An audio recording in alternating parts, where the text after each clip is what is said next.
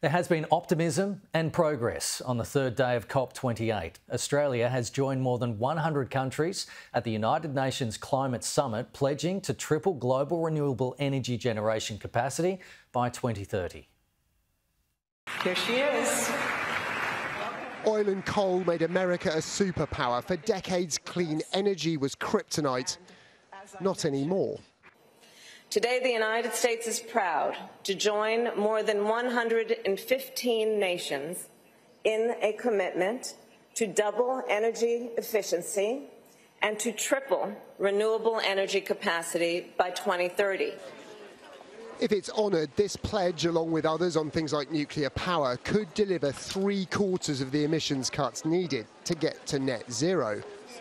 But 2030 is just 6 years away. Surely an impossible goal. The thing is, renewable energy has been expanding more cheaply and quickly than anyone predicted. The 4 million solar panels that make up this vast plant in Abu Dhabi bolted together in just 10 months. We're very optimistic and very positive that this is going to happen, but we need really a collective effort from the entire global community. But we still need to cut some of the bureaucratic steps and the processes which some governments around the world do still have those in process. Big talk on renewable energy is a lot easier than facing an end to fossil fuels, especially if you're loaded with them. Climate science says that has to happen, but with recent talk of maxing out North Sea oil and gas, even the UK is vague on the subject. People have sort of heard mixed messages. This is an opportunity here at COP28 to be absolutely emphatic and totally clear that that is a policy that we stand behind.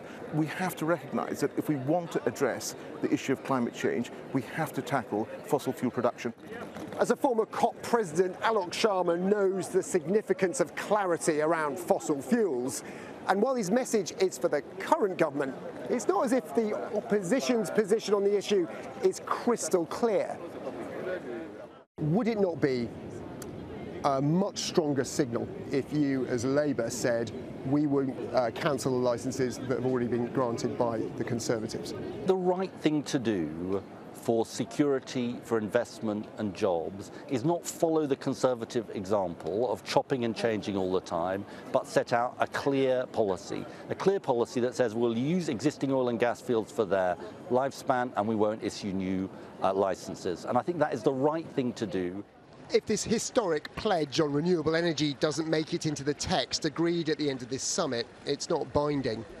But nor is it meaningless. The world's tastes in energy are changing.